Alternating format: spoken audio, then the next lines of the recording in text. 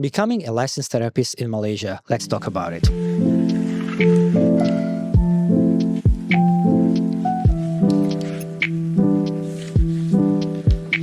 Hi, everyone, and welcome to another episode of Let's Talk About It podcast by SafeTalk, where we talk everything mental health. I'm your host, Shafkat, and before we start, I want to give a small disclaimer that in the past few episodes and moving forward, especially, we are changing the format of our podcast. Previously, we spoke about mental health, just general tips. We spoke about role of technology in mental health, but moving forward, we'll having more conversation and resources about the professional side of therapy. So if you're somebody who's interested in therapy, want to become a therapist, if you're a student or you're practicing counselor or therapist, these episodes and these talks will be more useful for you. In our previous episode, we had a conversation about the burnout, some practical tips for mental health therapists, and we even spoke about how much therapists should charge. And today, continuing from that, we'll be looking more at what I call the legality and the paperwork of being a therapist. Of course, therapists need to go through proper courses, proper training to make sure that they're qualified to do the work that they do. And to have this conversation with me today is Mr. Derek Ching. Thank you so much, Derek. Well, thank you for inviting me. To be honest, like when I saw the previous episode with Junwei, and then I kind of think to myself, like, okay, how would it feel like, to be a podcast guest? And believe it or not, a few weeks later, I received your DMs. So really appreciate for this opportunity this time. It's such a pleasure to have you. Thank you so much. And I think you are one of the best people. I follow you on social media and I see your content that you do. And I was like, oh, this is the right person to talk about, because I wanted to talk about, like nowadays, like LKM and all is like kind of pushing enforcing the laws a little bit more and all. So I was like, oh, who should I talk to about, like about the paperwork side? And I know you educate general public on the licensing part. And also I'm like, oh, I'll talk to Derek. And I've known you quite a long time, even though we catch up very rarely. Yeah. Okay, just a bit of an intro of Derek. So Derek is a registered counselor, KBPA. If you know what those letters mean, stay until the end of the episode. He is a graduate of a Master of Counseling from the IMU and specializing in marriage and family counseling. He has over 700 hours of experience and is passionate about empowering individuals and couples to navigate life challenges. And as I mentioned, he uses his social media to educate especially newcoming therapists or those who want to embrace this path on how to get started, how to prepare for the exam and what are the requirements and how to go through it, making the journey easy for everyone. And also, just an interesting trivia fact, he's a music instructor and performer as well. So yes, Derek, thank you one more time. And maybe just to get started, you can share a little bit about yourself, like what inspired you to get, to do counseling and were you always, since you were a kid, wanted to take on this path? I think it was a very indirect way of doing so because as I could recall the earlier phase, especially from primary school to high school, I used to be the friend that people will come to, right? Whenever they experience breakup with their partners, even though back then it's puppy love, family issue, academic stress, I realized that I'm the person that my friends will come to and to talk to. Even though back then I don't have any advice for them, but I realized there's this natural tendency to just be there for the person, to listen to them, to kind of like just hold space for them. And I remember in high school, I think there was a period of time where we were heavily discussing about what should we study afterwards or what should we do, like, the career that you want to become. And it was just a joke in my mind, like there's like how awesome it is, if I can get paid to just listen to people's concern. And here I am. I think it kind of started from that curiosity. And that kind of brings me to my degree in psychology to learn more about human behaviors and eventually lead to getting my master's degree in counseling to really be a professional counselor, doing what I was doing back then, but in a more professional manner with more ethics frameworks and a deeper depth of understanding human experience. That's cool. That's honestly, that's incredible. It's like you're following your dream or what you wanted to do, or what you were meant to do, as you say. But was there somebody who kind of told you, hey, did you ask somebody around that what counseling is, or did you know that this course exists and you should go into it? I think I didn't know that Um, it's an actual job back then, but I think it's under the influence of TV series. You know, like you came across psychology, and back then the very common myth is that psychologists know how to read people's mind, you know, to spot like lies, you know, all this kind of tricks. So for me back then is that's cool. I want to be like that, right? Yeah, I think TV series is a heavy influence, but back then I did wish that there are people that is in the field that could give me a more professional advice so that it kind of speed tracks it up. But I'm still grateful where am I. I see it. It's amazing. Yeah, I think it is. It's like as you said, like all these TV shows and movies, they really help a lot because honestly, like I remember, I mean, I'm much more older than you, but I remember when I was growing up, I didn't know this was a thing, you know, like I didn't know about existing it. And I think it's becoming more popular. It's more spoken, like the TV shows about it. And also the new generation is much more keen to like choose this as a career path and go into it. And also that's incredible. Yeah. But I want to ask you a kind of follow-up question on that. I think, you do a lot of like helping work, especially therapists, right? You do your practice where you help other people navigate life and all, but also at what point, like, kind of you decided that, I should help other therapists, like with the exam, becoming a therapist, do that kind of awareness? I would say it's like an extension of what I'm doing because it's like natural tendency of wanting to support people. So initially, yes, we are trained to be a clinician to support clients. But I think after I graduated, I think it kind of sparked some ideas that, hey, actually, I could also extend this support to other people, not necessarily just for clients. Hence, I think that's where the support for my peers comes along the way.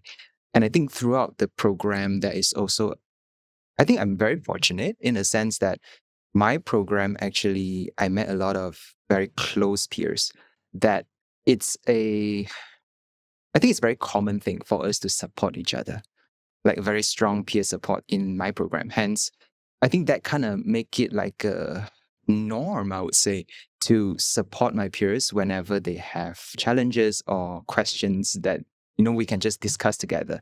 And I think this idea kind of like extended from there to kind of like see, are there any gaps in the market that we can also bring this on the table?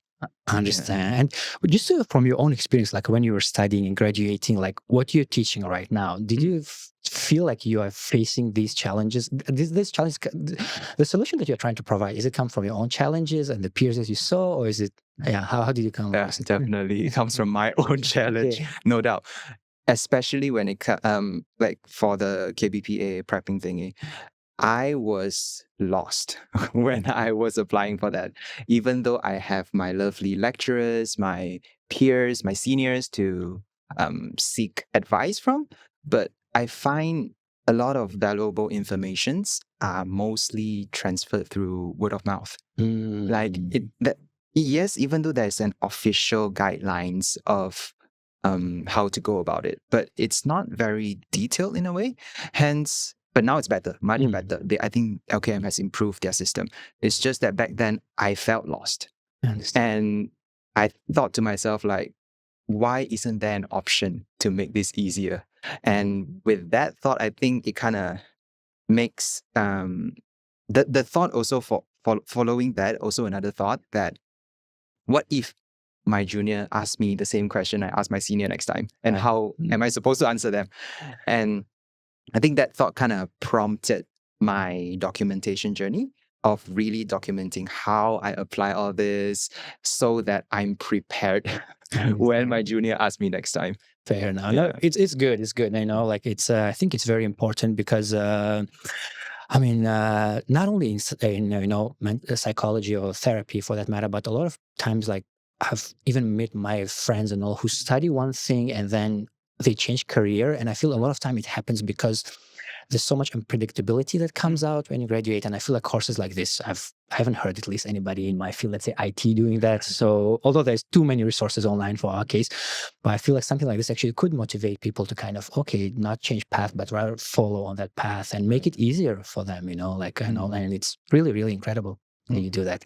But it does sparks the idea because it's sometimes I do hear stories of how some very good clinicians, like therapists, they are unable to continue this profession because of, like they're unable to financially sustain their career. So I think it's cases like this that makes me feel like it's it's a shame that, Understand.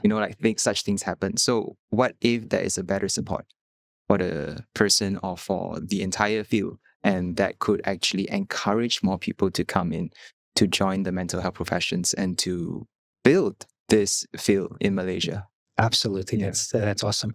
Okay, so let's do this kind of like a walkthrough from the beginning, Sure. right? Like, let's say I'm a student or somebody who's considering this career, right? Like, Right. I want to go into this. Like, where do I get? What are the first steps? Yeah. Okay. As a student, meaning how old are you? Like which stages are Okay. you right now? Let's put it like where you said, when your friends were coming to you, Right. and although the audience of this podcast probably is not going to be that, but just kind of to walk through it, would be, let's say I'm somebody who's like you, probably were 14, 15, maybe 16 when your friends were coming to you asking for help. Okay. Let's say I'm in that stage. Yeah. Right. So it's like somewhere in high school stage. Yeah. High school Okay. stage before student. Yeah. Okay. I would say that it's a good start that you start to realize that, you have this tendency of helping people, right? And from there, I would encourage to do more research. With the AI nowadays, you can get a lot of valuable information about this field and tap into that to kind of like get more information as much as you can to see whether this is something that you would like to consider to move on further on. And on top of that, I would also encourage for a career assessment or like a career counseling, which is one of the investment that I wish I had back then in high school, but I didn't. And I think with career assessment or career counseling, it helps to navigate, like what are the career interests that you have or more naturally inclined towards, and how does that fit into this helping profession that you would like to go for, and to see how you can gauge from there. I understand. And the career assessment, you mean, so because there is so many pathways, right, in mental health. You can be like a counselor, it can be family counselor, it can be more like individual counselor. You can become a psychologist, psychiatrist, so many, maybe, yeah. Like, can you kind of explain like what are the difference between those, and how should one decide which one to go into? Kind of. Yeah. The very common question is a very common question. And in Malaysia so far, there is three main professions in the mental health field, which is psychiatrist, clinical psychologist, and counselors. So for psychiatrists, that one you have to start from medical background. So you have to go through the medicine program, all this. And I think towards the end of your housemanship, then only you choose to specialize in psychiatry. So that is another path by itself. And hence, psychiatrist is able to prescribe medication to diagnose mental health disorders and etc. Whereas for clinical psychologists and counselors, they are more alike in a sense that you don't need a medical program to go for that. As simple as a psychology degree would do. So once you get a psychology degree, then you can further your master degree in clinical psychologist or counselors. Yeah. But one interesting fact is that for counselors, so far, for now, you don't actually need a psychology degree to do so. Yeah. It's just clinical psychologist that it's a must to have a psychology degree. And how long is the master's for counseling? I think it's between the range of 2 to 4 years, depending on which mode you opt for. Like for me, for my program back then, it was 2 years full time and 4 years part time, if I'm not mistaken. Yeah. So technically, you could study there just for 4 years, and I mean, even let's say upon completing the degree. Of course, upon completing, right? Oh, so but degree doesn't have to be in psychology, right? If you do for counseling, yes. Yeah. Okay. Yeah. I think because the system is still at the very infancy stage. So let's say for counseling, I do came across that there are degree program for counseling as well. Yeah, as long as the program, be it degree or master degree, it's accredited by LKM, which is the Lembaga Counselor Malaysia, then I think it's safe to go with that.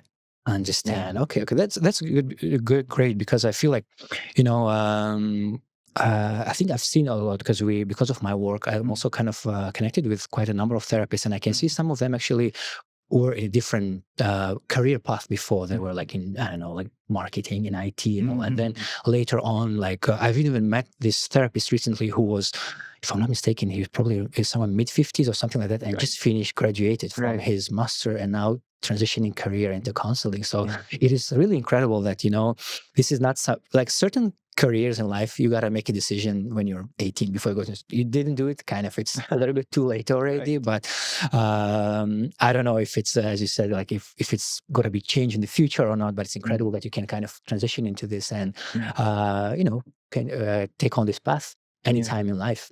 As long as, of course, it follows the requirements of the LKM, right? Okay, so thank you for explaining that, breaking down, explaining it. So let's say now, okay, I went to university, I chose my path. Let's say I decided to do the degree in psychology, Right. and what about, like, there's, of course, you need a license, right, to be able to practice, and also, can you walk us through that part a bit? Okay, Yeah. so for licensing, I can speak on behalf of as a counselor. So for counselor, the licensing would be as long as your program is accredited by LKM, the higher chances you can get your license secured because on the first hand, they approved the program that you are undergoing. So that's one. So first step would be to sign up for a program that is accredited by LKM. And then the second step would be to complete the program. So the program would consist of academic studies. Some would have theses, like research. And other than that, okay, the big piece would be the practical hours. So you need to gather, I think for me, minimum 700 plus hours for you to get an introductory hand of how it feels like to be a counselor. And with that, once you completed your program, then step 3 would be to apply for the license. So with your academic transcript and with your results and etc. to get the license. Yeah. Okay. And the training part, this one I've heard a lot about as well. And also, do you do those? Do you have to be under the university to do those, or can you join any private, counseling center or private practice to do those?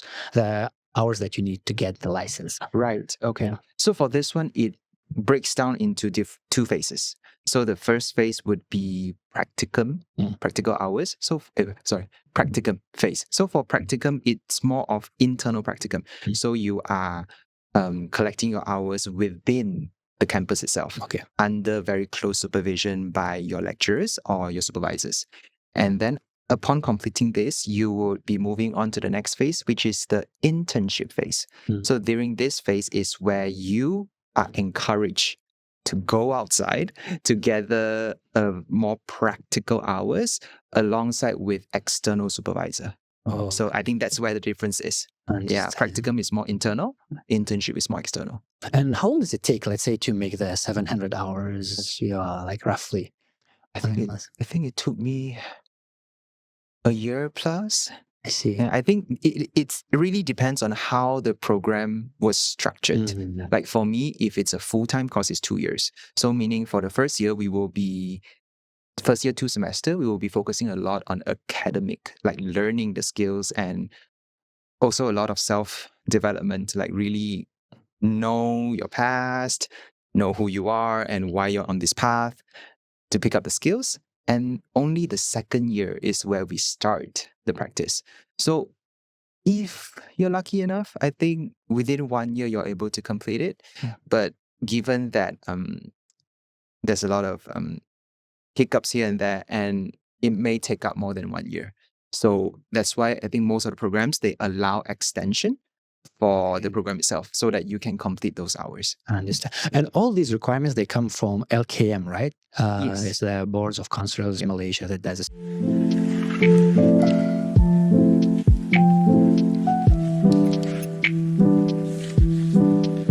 Okay, so I just want to talk a little bit about LKM and their role, because honestly, I feel like they're a very important board or like body of government that kind of makes sure that, this whole, the mental health is done properly, that there's, no any problems and all. I was very recently, there was an article on Star newspaper. It was on 14th of October, 2025, like just last week or something like that, that there was a case I read about, that there was a husband and wife, and they were actually were violating a law of Counselors Act 1998 because they were organizing a marriage motivation program in Shah Alam in 2024. And they, I'm not sure how exactly LKM got to know about this. Probably somebody reported and all. And they were actually, they were violating the law. They got caught and they got fined, if I'm not mistaken, 7,000 ringgit each one of them. And they were, now I guess there's a close eye to make sure they don't have, they don't do something like this ever again. And can you just talk a little bit about the role of LKM, like, how important it is? Okay. But I mean, this is the first time I heard about this news. I think it's quite recent, right? Yes, it was just announced like a week ago, but I think the case happened like last year. Yeah. All right. I think it is this kind of incidents where LKM play a very important role. Even though this is more like an intervention phase, but even when it comes to prevention phase, LKM serves as a governing bodies for counselors. Hence, in Malaysia, their main role is, the way I see it is they are protecting both sides, which is the clients and the professions, which is the counselors. Client as in they are really ensuring that the service that they are receiving, quote unquote counseling service that they're receiving, are provided by competent counselors. So it's to ensure that our clients receive the legit service. And for counselors would be to ensure that we as a counselor are competent, we obey the code of ethics, the professionalism that was set by the LKM, so that we can ensure that the service that we are providing are also the legit service for the clients. So I think that's where the important roles when it comes to these cases. Absolutely. Okay. So just kind of to also get back to what I kind of teased in the beginning of the program, right? The KBPA title is given by the LKM. Can you explain what those titles mean? Because I think this is very important for somebody who's looking for therapy to see. I'm sure when they see those titles, maybe you can explain that a bit more. I don't have to go into it. Right. So for KBPA, it's a very signature license for counselors, as in KB stands for Counselor Berdaftar. In English, it's called Registered Counselors. So, and PA is Perakuan Amalan, which is your practicing license. So as a counselor, we would receive our registration number, which is the KB, and our practicing license, which is the PA. So these two plays an important role for the clients to identify whether the counselors that you are about to seek for help, is it registered under LKM? And how do you know that? Is you can check whether they have their KBPA. So they can actually request the KBPA from the admin or whatever of that specific counselors. And they can double check that KBPA on the official LKM website. So they can just key in the counselor's name or even the KBPA to just check whether, okay, does this counselor renew the license? Because sometimes some counselors, some peers, they have their KB, but they didn't renew their PA, which is their practicing license. So in that case, it can be quite risky as well. So you need to ensure that with the system we have. Thank you so much for sharing that. That's, I think, super important. And so this can be like a public service announcement for those who are seeking counseling or therapy services. Make sure the person who is engaging for this service, they have the KBPA. And as you said, usually, if I'm not mistaken as well, they are requested to put that number on their profile, right? Social media profile or something. It's most of the time presented already beforehand, I've seen. And there's also an online database on LKM where you can go, as you mentioned, type the name or the license number, and you can see whether currently, as of today, whether the license is active or not. Yes, that's something that you can do before you go for the sessions. Right. So actually, when you first meet with your client, your therapist, your counselors, you can actually request to view their cert as well, because by right, we are being requested by the LKM to showcase our KBPA certificate in the place that we are practicing. So that is something that they can do so as well. I understand. Honestly, it's really incredible, the transparency that the LKM has provided, for those because I mean, just coming back to the case that we just discussed, like I feel like if public was more educated on that, those kind of cases probably wouldn't have happened. And maybe somebody noticed that, and that's how this case came to front of the news, and now we know Yes. about it. And also, it's pretty great.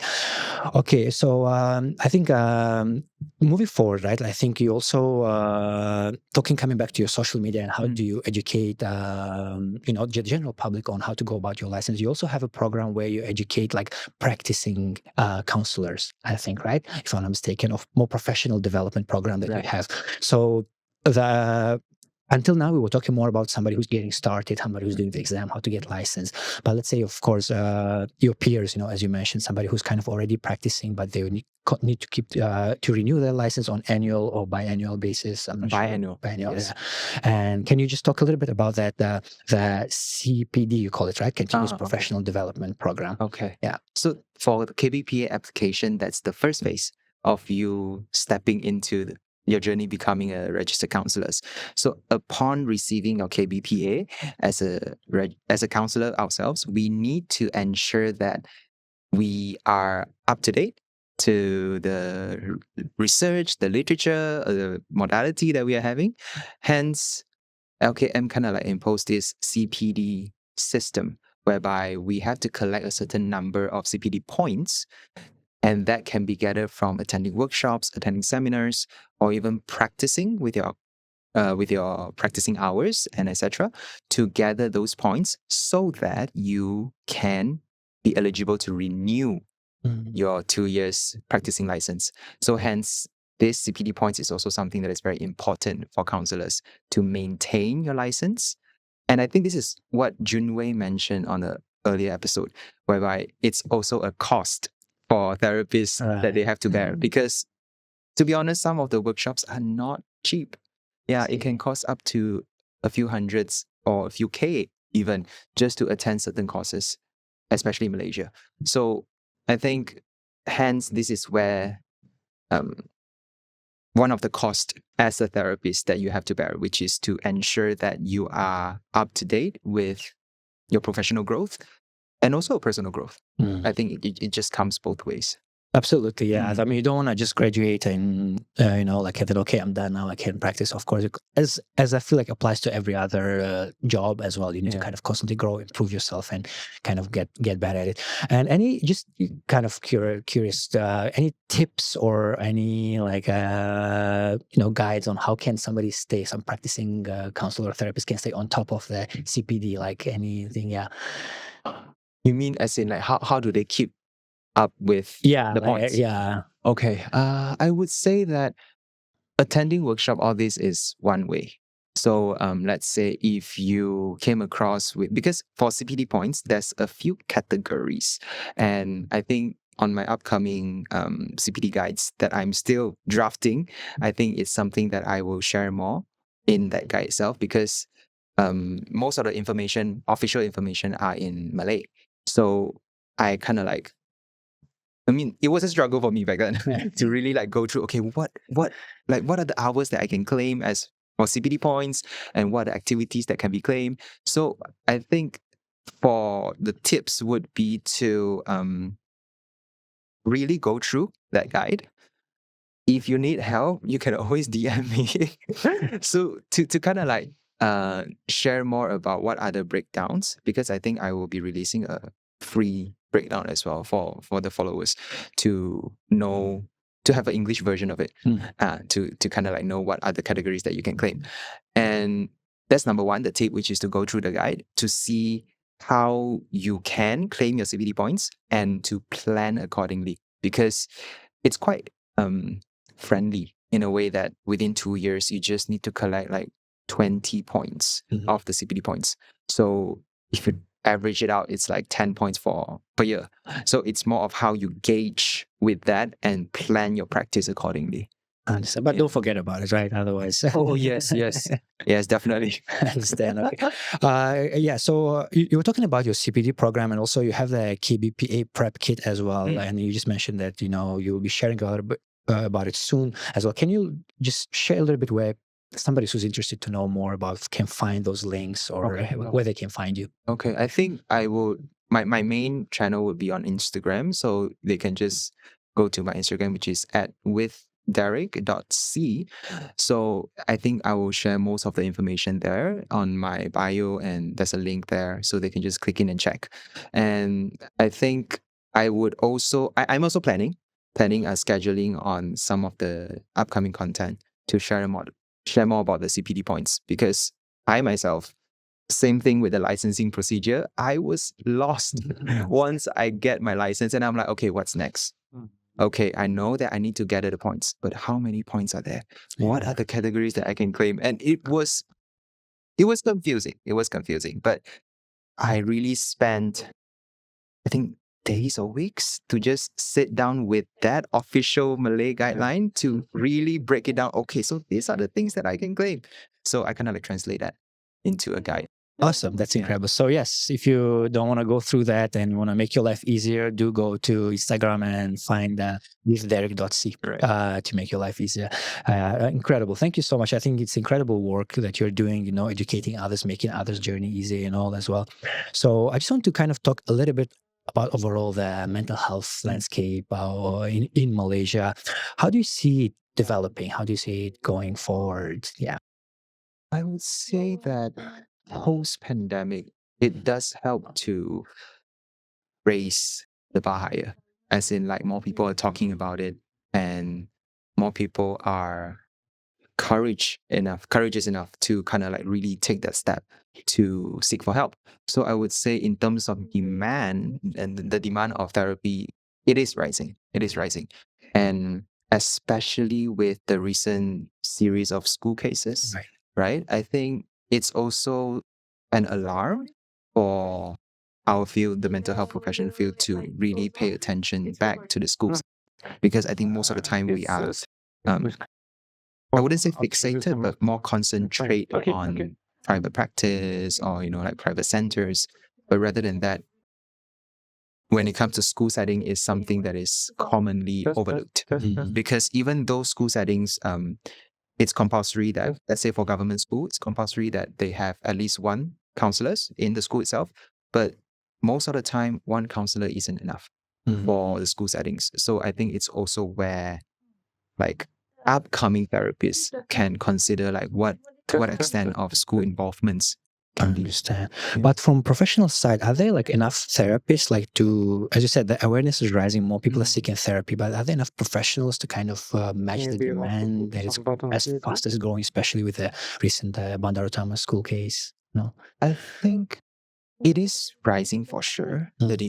Even the supply, I believe that there are more and more. The fact that you are seeing more and more counseling program coming up, it's a sign that, okay, it's coming up. Like, there are more counselors joining the field. It's just that whether, to what extent of awareness we have to be involved in, let's say, school settings. Because from what we are trained in, it's very much clinical work. It's very intervention based. But I think one of the things that we don't talk enough is the prevention phase, Right. whereby, let's say, the incident in a school, it's something that has happened. So hence, it's good that the awareness of, okay, assigning the students to receive support, mental health support, and etc., mental health assessment, all this. It's good that we have this awareness, but I think I was also torn between feeling happy about this and also concerned, in a sense that by doing so, are we kind of like further reinforcing the idea that mental health support is only for severe cases? Like, what about prevention work? Because I believe that whatever incident that happened, there must have some early signs. Right. And when it comes to early signs, is where the effort are usually being overlooked. Like, in a sense that, okay, it's nothing. Like, it tend to be brushed off, or not a lot of attention or effort being put in to kind of like gauge the severity and how we can work towards preventing such things from happening. So I think this is something also to consider when it comes to the work as a counselor. I understand. That's great. But I think it will definitely get better. As you mentioned, like since COVID, I feel like also after COVID, especially, like the just general awareness has risen so much than it was before. And if you think about it, it's like it's been 5 years, 6 years since then. But on a for industry to grow or for some awareness to grow, it definitely takes way much more time than that. I mean, it may look like a lot of time, but it's not. So I feel like it will definitely get only better from here. Yeah, I believe so. I think, and on top of that, I think when it comes to clinical psychologists, we mentioned earlier, a few years ago, I think there's no such act that was bound for clinical psychologists. Like for counselors, we have the Counselors Act, we have LKM, but back then, I don't think they have such regulatory bodies for them. But recently, I just heard from my clinical psychologist peer that it I think it was kickstarted a few months ago. Oh, wow. So now it's like for clinical psychologists, they actually have their regulatory bodies like LKM, and they are also having their Allied Health Act for clinical psychologists, which is, I think, some improvement that there already. It's just that we are still ongoing. Understand. Absolutely. I think that's why I think it's important to have this kind of discussions as well, and just to kind of, while yes, the government is doing its part to set up the boards and the bodies to make sure to control it more legally, but also to kind of raise awareness as well through these conversations and through the work that you are doing as well. So that's incredible.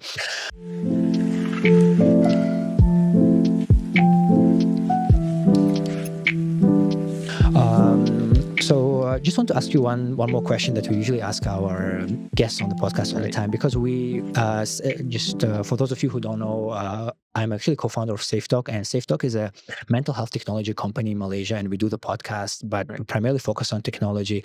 So if I may ask you, like, what is the role of technology in therapy now and in the future? Okay. I think I can break it down into two sides as well. One is for the clients, another one is for clinicians, which is therapists. For client wise, I think telehealth is definitely something that will stay from here. So online therapy, it's very accessible. It's especially for those clients that are out of states, or they have mobility issues, or even like very packed schedule that they can't travel from one place to the other. So it's definitely something to stay. So when it comes to technology wise, it's something that is coming up as a for client to receive a better support in terms of mental health. And I think for clinician, it's something to do with automation, which is what SafeTalk is doing, right? In terms of automating our booking system, our billing system, our, what's the other one? Documentation. Documentation, yes, all these things. So I think when it comes to that, if it's being handled manually and with a very heavy pool of clients, it can be very taxing for the therapist mentally and timely, physically as well sometimes, after long hours of sitting.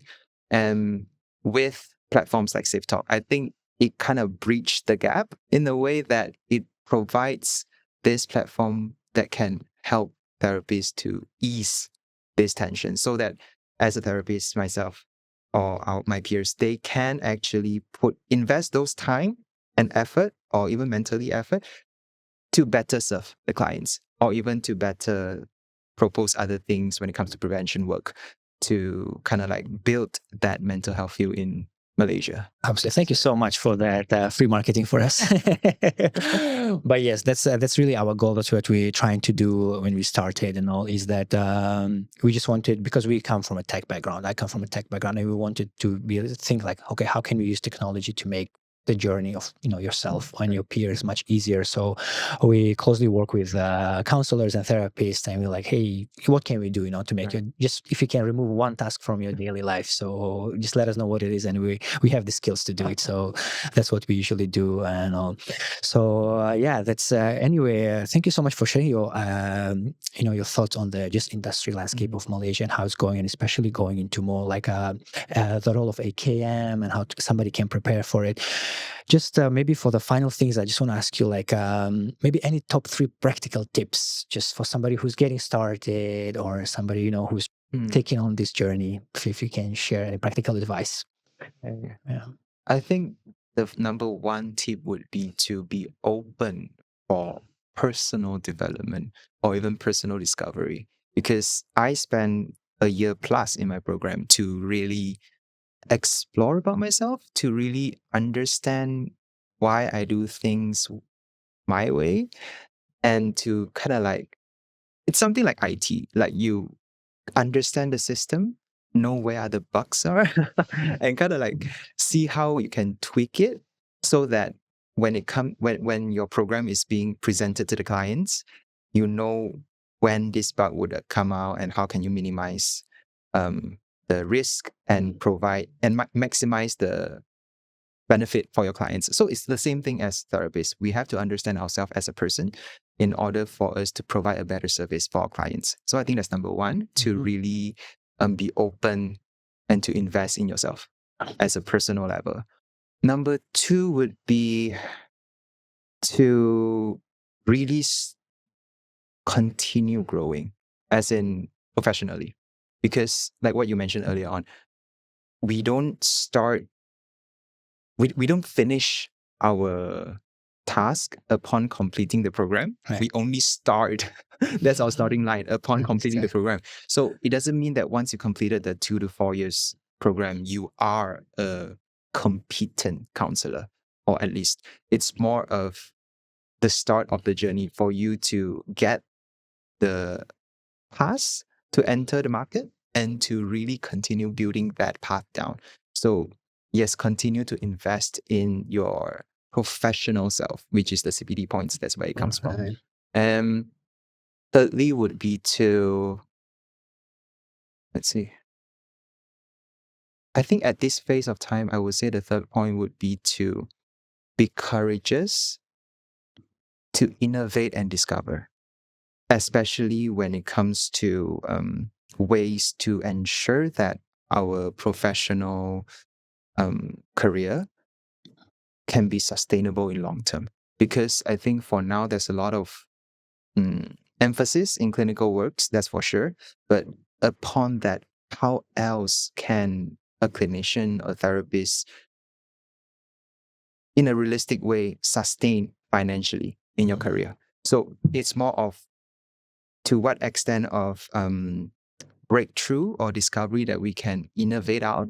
Same thing as SafeTalk, right? You kind of start from a problem, and how do you break that through providing a service that is a need in the market. So I think as a clinician, this is something that wasn't taught, but it's more of how to gauge that in the market. So I think, the third would be to be courageous in innovation and discovery. I think especially when it comes to localized knowledge. I think this is one thing also, a very key points for practitioners, because a lot of the learnings we get are mainly from the West. Right. So, which comes from a very different cultural landscape.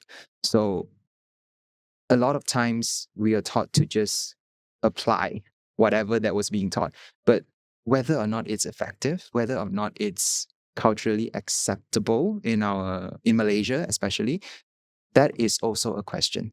So be courageous to really continue the research to localize the knowledge that we have so that we can provide a more fitting services for our clients. I think, that's when it comes to innovation in business and practical clinical aspect. I understand. Awesome. That's honestly, it's incredible. I mean, all your points are great, but I think the last one is very, very important. Like as you said, it's you need to embrace it, because after you graduate, this is going to become like a career, right? And you need to kind of balance it, the business side of it. Of course, you want to help people, you want to do something great. But I think this is the conversation we had with Junwei mostly last time, is like, well, this is a very noble work. It's incredible and all, but therapist, as a counselor, you need to think about the business side of things as well. You need to learn, you need to educate yourself in that part, which is very, very important. It is. And I think for program in the future, I really wish that it's one of the modules that we can really pick up from there, because I had to pick this all up like through readings, like even, yes, a lot of information on the web nowadays, but it's really a lot like from the scratch, trial and errors to really break through that gap to kind of like discover how can we ensure mental health professions as a career that we can make it more sustainable in the long term. I understand. This is very, very important. Yeah. And hopefully there will be at least a course or like part of the program, of the university program, to teach, let's say, business in mental health or something like that. Because In IT, we did have that. Even though I did study IT, we had one lesson in like business and information technology, because you can have as much technical skills as you want, but if you don't know how to think of it as a career, think how it's going to work on, because skills are one thing, but being able to apply those skills, it's a bit more different. So it's very good. But yeah, once again, Derek, thank you so much. This was incredible. Honestly, like, it was very, very great to learn from you, and I hope our listeners will find all of this information useful too. You shared a lot of incredible things. Just want to kind of highlight one more time. So if you're a student who's about to graduate or going through your counseling or therapy course, and you want to prepare better for the licensing later, do check Derek's Instagram page with derek.c, and he has a prep kit for KBPA, and also coming soon is the CPT guide as well, which can be used to make your life much easier. So thanks so much again, and yeah, awesome. Thank you so much again, once again. No problem. All right. Bye.